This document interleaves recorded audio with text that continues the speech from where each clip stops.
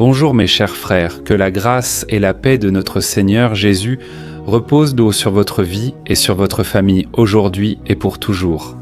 Amen, je suis le pasteur Antonio Junior et je suis ici une fois de plus pour prier pour votre famille, pour votre santé, votre travail et tout ce que Dieu vous a confié. Frères, c'est une grande joie de savoir que j'ai ce rendez-vous avec vous. Je sais que beaucoup de personnes m'écrivent en disant qu'elles sont bénies par ces prières. Hier même, j'ai reçu un témoignage merveilleux d'une femme qui essayait de mettre fin à sa propre vie. Elle était extrêmement triste, dépressive.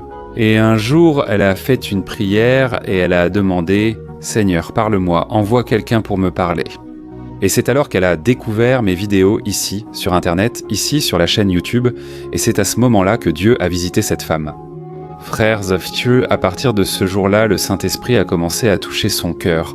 Le matin et le soir, chaque fois qu'elle mettait la prière, Dieu commençait à lui parler. Et je sais que beaucoup d'entre vous sont aussi touchés par ces moments, par ces paroles que j'ai apportées ici. Mais sachez que moi aussi, je suis visité par le Saint-Esprit chaque fois que j'apporte un message. Et aujourd'hui, je veux envoyer une accolade spéciale à tous les frères qui prient avec moi ici au Brésil et aussi en dehors du Brésil. J'ai vu des témoignages des États-Unis, de l'Europe, du Japon, des frères du Portugal, d'Angola, du Mozambique, du Cap-Vert, et cela me rend tellement heureux. Nous louons le Seigneur pour ses œuvres. Frères, aujourd'hui je veux partager ce que Dieu a mis dans mon cœur. Il s'agit de quelque chose qui, malheureusement, a pris possession du cœur de beaucoup de personnes. Des personnes qui sont à l'église, mais qui, bien souvent, n'ont pas le courage de l'admettre. C'est le sentiment de l'envie. Reçu. Reste ici avec moi jusqu'à la fin, car ce message va t'ouvrir les yeux. Peut-être que tu es la cible de l'envie, ou que tu as de l'envie dans ton cœur. Et je suis sûr que ce message va profondément te toucher. Amen. Si tu n'es pas encore abonné à ma chaîne, clique sur le bouton s'abonner. À côté, une petite cloche va apparaître, active la cloche de notification et ainsi tu recevras les prochaines vidéos que je publierai. Frères, je veux lire avec vous un passage du psaume 14 qui montre à quel point ce sentiment d'envie peut nous faire du mal. Lisez ce que dit la parole du Seigneur. Un cœur en paix donne la vie au corps, mais l'envie fait pourrir les os. Écoutez frères, laissez-moi vous dire, tu peux faire de l'exercice physique tous les jours, tu peux bien t'alimenter, tu peux faire une thérapie, tu peux avoir une routine de prière et de méditation dans la parole. Mais si tu es une personne envieuse, tu n'arriveras pas à bien vivre et en paix. La vérité, mes frères, c'est que la jalousie est un fléau qui détruit la personne envieuse, et elle peut même tuer la personne enviée. Et regarde, je n'exagère pas, moi. Dans les premiers chapitres de la Genèse, on découvre l'histoire de Caïn et Abel. Je ne sais pas si tu le sais, mais en fait, cette histoire fut la première fois dans l'histoire que le sentiment maléfique de l'envie s'est emparé d'un être humain. La Bible affirme que Caïn et Abel étaient entre les enfants d'Adam et Ève. Caïn travaillait la terre en cultivant le sol, tandis qu'Abel était berger, et tous deux marchaient avec Dieu, mais Caïn avait un problème qui le rongeait, c'était l'envie. Et alors la Bible dit qu'un jour, ils sont allés présenter des offrandes à Dieu.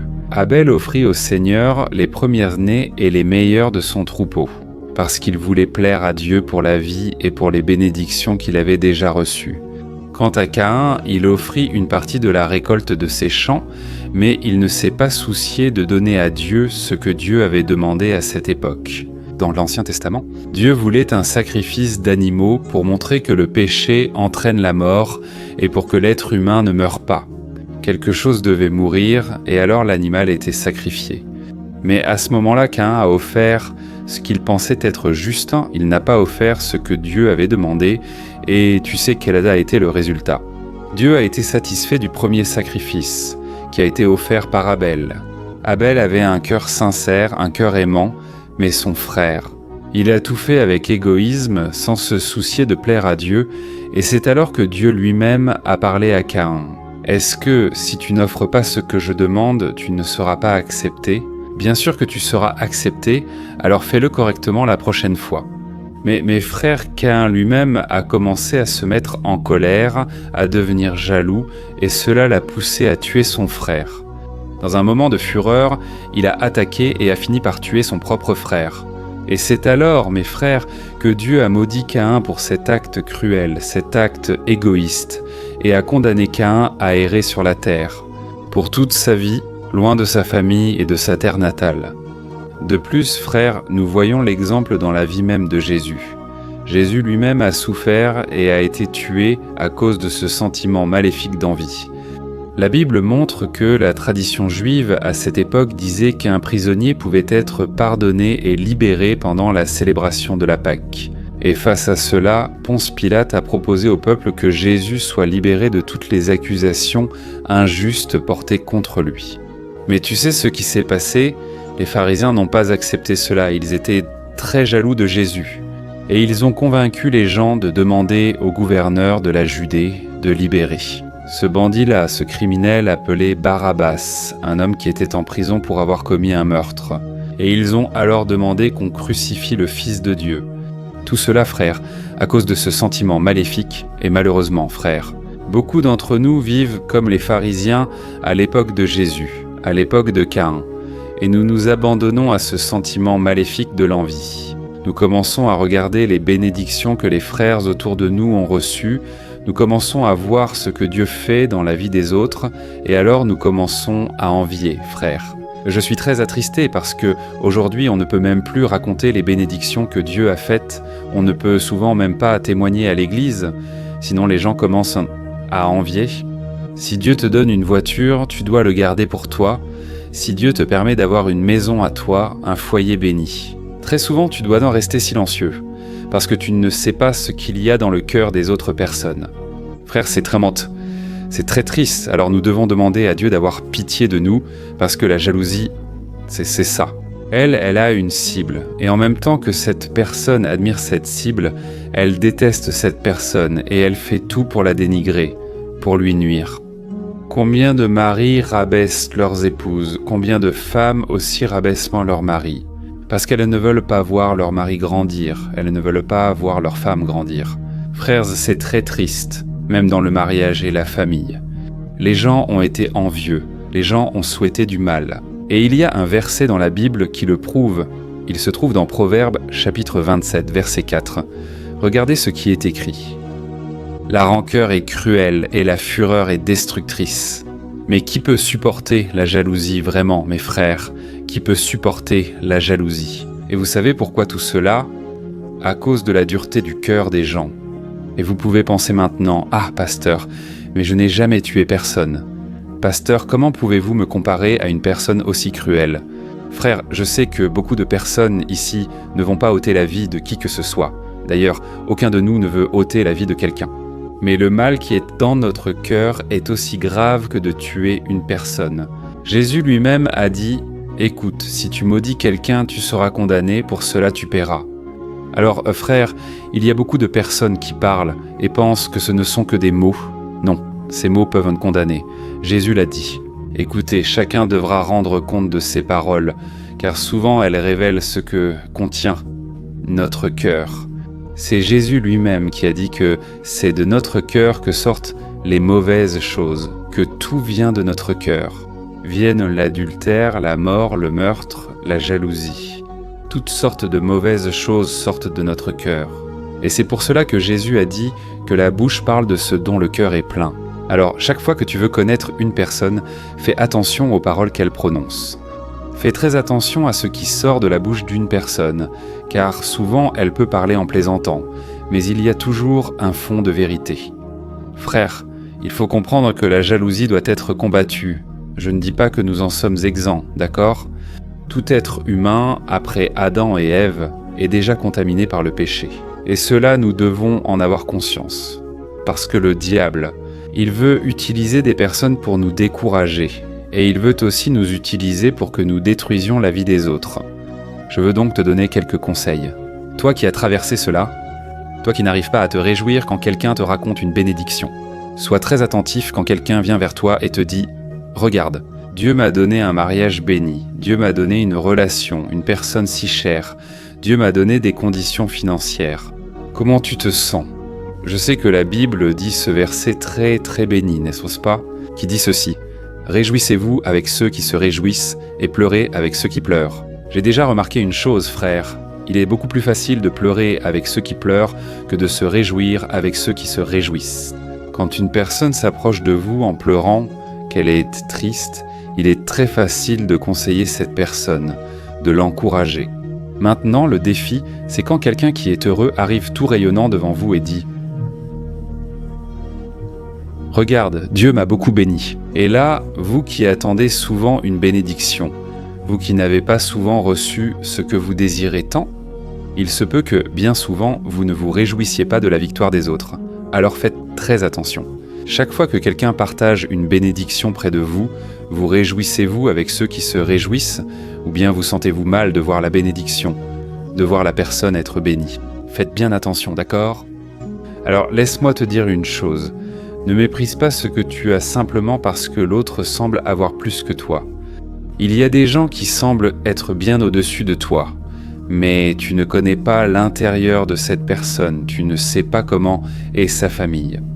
Il y a beaucoup de personnes qui donnent l'image que tout va bien.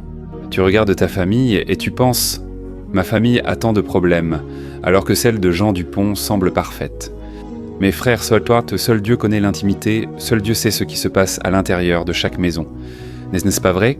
Alors ne sois pas envieux des autres. Ne cherche pas à avoir ce que l'autre possède. Contente-toi de ce que Dieu t'a déjà donné. Je sais qu'en parler est plus simple que d'agir, car nous sommes imparfaits et pleins de défauts. Mais frères, nous pouvons tous vaincre l'envie. Nous pouvons tous nous réjouir des bénédictions des autres. Amen.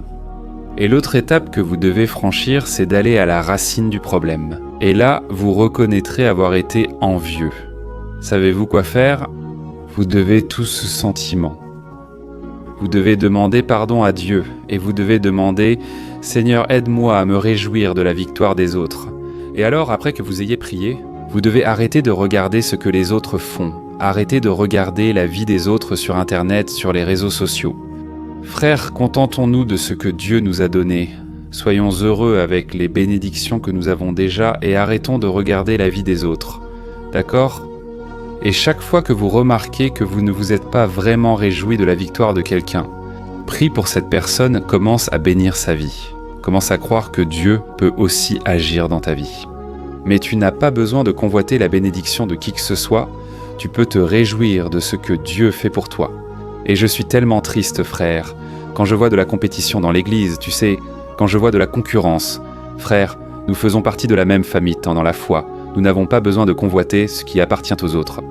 Le même Dieu qui bénit une autre personne peut aussi te bénir. Ces jours-ci, une femme a commenté ici dans les commentaires, n'est-ce pas ?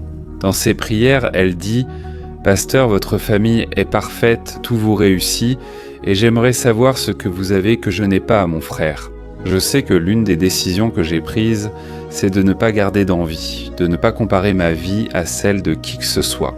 Je fais simplement ce que Dieu m'a appelé à faire, mais j'ai aussi des défauts et des problèmes. Ne pense pas que ma vie est parfaite comme ça. Moi aussi je pleure, très souvent je suis découragé. Très souvent. Frère, l'ennemi se lève si fort que j'ai du mal à enregistrer la prière ici pour vous. Imaginez enregistrer une prière matin et soir, chaque jour. Mais alors je cherche à me fortifier dans le Seigneur, je cherche à me rappeler ce qui me donne de l'espérance. Je commence à me rappeler que cette œuvre n'est pas la mienne, c'est l'œuvre de Dieu. Et c'est pour cela que je suis ici, et mon seul désir c'est de t'aider.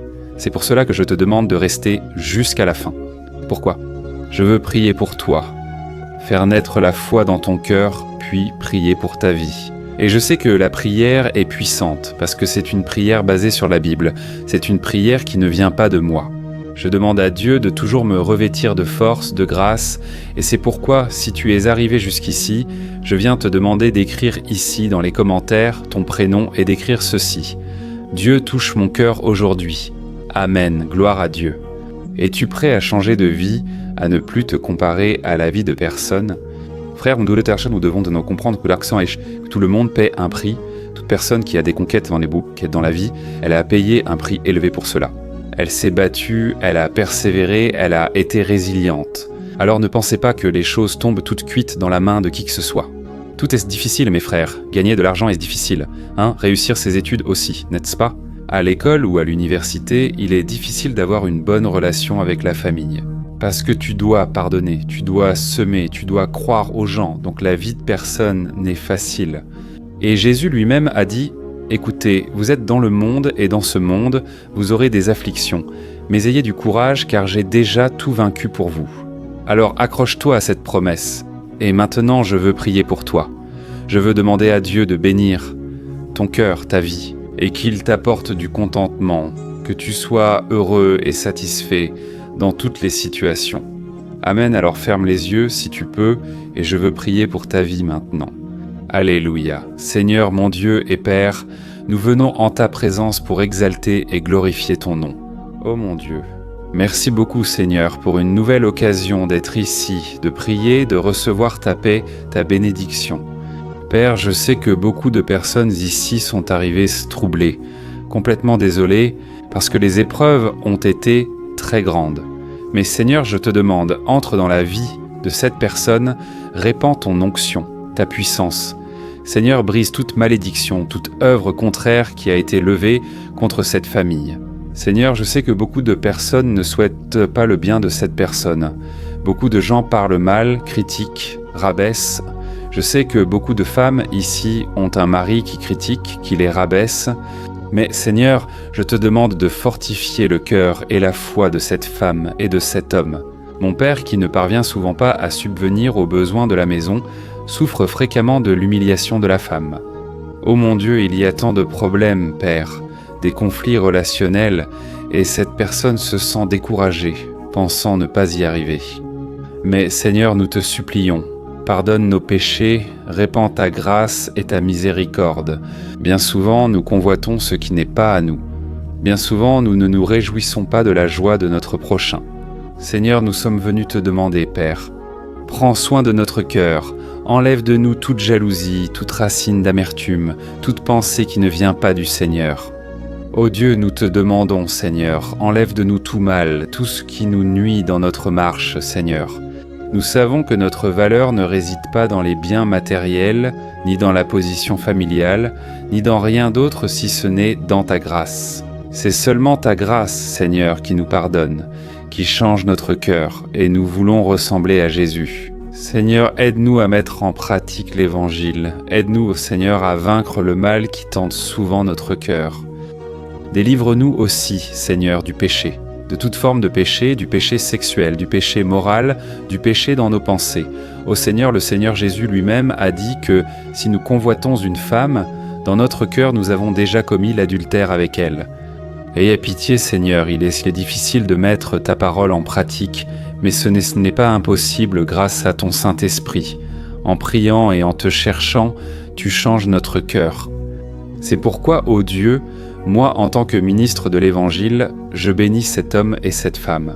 Je te loue, Seigneur, car beaucoup ressentent maintenant ta paix, ta joie. Je suis sûr, Père Pasteur, que le changement de caractère a commencé et je te loue dès maintenant. Parce que cette chaîne de prière grandit chaque jour. Et pour l'honneur et la gloire du Seigneur, nous sommes ici parce que le Seigneur nous a soutenus debout. Au nom de Jésus, je prie et je te remercie déjà. Amen, gloire à Dieu.